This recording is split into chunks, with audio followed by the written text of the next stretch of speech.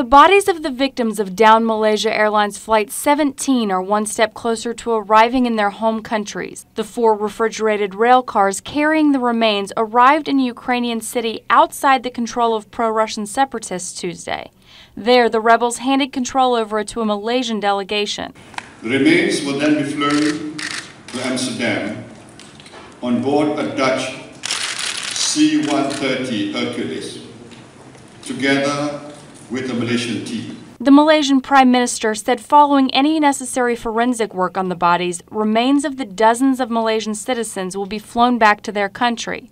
The majority of the victims, 193 of the 298 killed, were from the Netherlands. The transfer of the remains comes on the heels of the handover of the black boxes.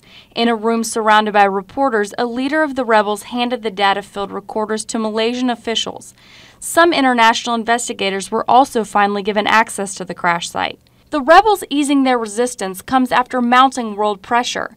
Protesters called for justice as they rallied outside the Russian and Ukrainian embassies in Malaysia Tuesday. And the United Nations Security Council voted unanimously for an international investigation into the downing of the flight. Malaysia's Prime Minister said while rebels are cooperating at this point, communication from all sides must continue for the crisis to be resolved. We need to know what caused the plane to crash and who was responsible for it, so that justice may be done.